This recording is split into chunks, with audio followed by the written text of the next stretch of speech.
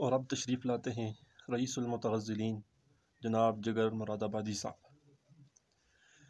یہ الفاظ ناظم مشاعرہ کی زبان سے جیسے ہی نکلے تو عوام کے اندر ایک شدید غم و غصہ کی لہر اور مجمع ایک دم اٹھ کھڑا ہوا۔ یہ اس وقت کی بات ہے جب اجمیر شریف میں ایک نعتیہ مشاعرہ رکھا گیا اور منتظمین مشاعرہ نے وقت کے جید شعراء کرام، نعت گو شعراء کرام کو اس میں دعوت دی۔ اب منتظمین مشاعرہ کے سامنے یہ ایک بہت بڑی مشکل تھی کہ وہ اس مشاعرے میں جگر مراد آبادی کو کیسے مدعو کریں، کیونکہ وہ کھلے عام ایک رند تھے اور شراب نوشی کی وجہ سے بہت بدنام تھے۔ کچھ منتظمین اس بات کے حق میں تھے کہ جگر مراد آبادی کو مشاعرے میں بلایا جائے اور کچھ اس کے خلاف تھے۔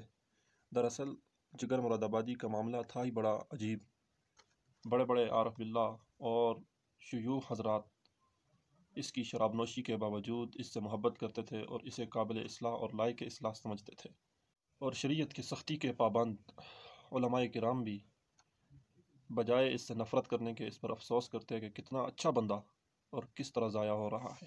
اور عوام بھی ایک شراب نوش شاعر کو نعتیہ مشاعرے میں مدعو کرنے پر خوش نہیں تھی، اور نہ ہی اسے وہ سٹیج پر اس نعتیہ مشاعرے کے سٹیج پر دیکھنا چاہتے تھے۔ بہت کچھ سوچنے کے بعد بالآخر منتظمین مشاعرہ نے جگر مراد آبادی کو اس مشاعرے میں مدعو کرنے کا فیصلہ کر لیا۔ اب مشکل یہ تھی کہ جگر مراد آبادی کو اس مشاعرے میں آنے پر راضی کیسے کیا جائے۔ جگر مراد آبادی کو جب مدعو کیا گیا تو وہ سر سے لے کر پاؤں تک کانپ اٹھے اور کہا کہ نہیں صاحب، کہاں میں رند، شراب نوش، سیاہ کار، اور کہاں نعتیہ مشاعرہ۔ بہت سارے شعراء کے اصرار کے بعد بالآخر جگر مراد آبادی اس نعتیہ مشاعرے میں آنے کے لیے تیار ہو گئے۔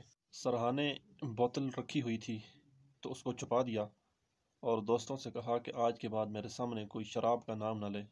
دل پر کوئی خنجر سے لکیر کھینچ رہا تھا۔ بے ساختہ وہ شراب کی طرف دوڑتے اور جاتے جاتے ان کے قدم رک جاتے۔ وہ کہتے کہ مجھے نعت لکھنی ہے، اور اگر شراب کا ایک قطرہ بھی میرے حلق سے اتر گیا تو کس زبان سے میں اپنے آقا کی نعت لکھوں گا۔ یہ موقع مجھے ملا ہے تو مجھے اسے کھونا نہیں چاہیے۔ ہو سکتا ہے کہ اسی کے بدلے میری اصلاح ہو جائے، شاید مجھ پر اسی کملی والے کا کرم ہو جائے۔ ایک دن گزر گیا، 2 دن گزر گئے، وہ سخت اذیت میں تھے۔ نعت کا مضمون سوچتے اور لکھتے اور پھاڑ دیتے۔ بالآخر ایک دن نعت کا مطلع ہو گیا، اس کے بعد ایک شعر، دوسرا شعر، پھر جیسے شعروں کی بارش ہو گئی اور کرتے کرتے نعت مکمل ہو گئی۔ مشاعرے کے لیے ایسے جا رہے تھے جیسے بندہ حج کے لیے جاتا ہے، کونین کی دولت ان کے پاس ہو، جیسے آج ان کو شہرت کی سدرۃ المنتہا تک پہنچنا ہو۔ انہوں نے کئی دن تک شراب نہیں پی، لیکن آج ان کا حلق خشک نہیں تھا۔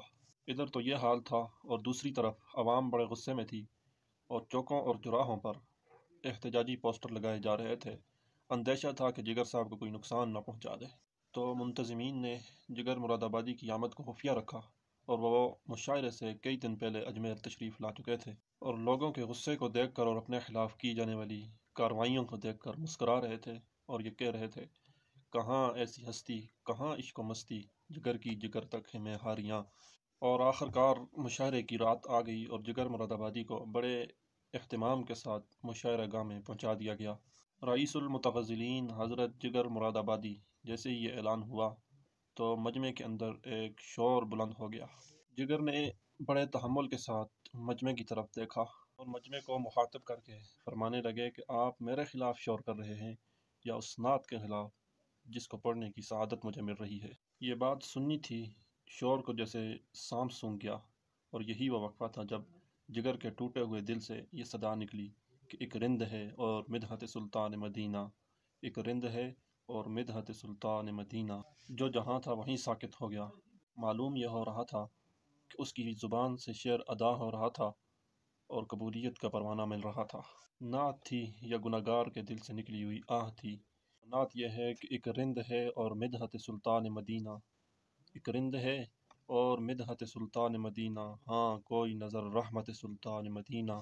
دامان نظر تنگ و فراوانی جلوہ، دامان نظر تنگ و فراوانی جلوہ، اے طلعت حق طلعت سلطان مدینہ۔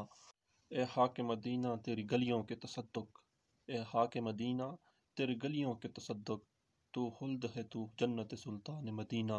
اور اس طرح کہ ہر سانس ہو مصروف عبادت، اس طرح کہ ہر سانس ہو مصروف عبادت، دیکھوں میں در دولت سلطان مدینہ۔ ایک ننگے غم عشق بھی ہے منتظر دید، ایک ننگے غم عشق بھی ہے منتظر دید، صدقے تیری صورت سلطان مدینہ۔ کونین کا غم یاد خدا اور شفاعت، کونین کا غم یاد خدا اور شفاعت، دولت ہے یہی دولت سلطان مدینہ۔ سے نمو پھیر خدایا، اس امت عاصی سے نمو پھیر خدایا، نازک ہے بہت غیرت سلطان مدینہ۔ کچھ ہم کو نہیں کام جگر اور کسی سے، کچھ ہم کو نہیں کام جگر اور کسی سے، کافی ہے بس ایک نسبت سلطان مدینہ، کافی ہے بس ایک نسبت سلطان مدینہ۔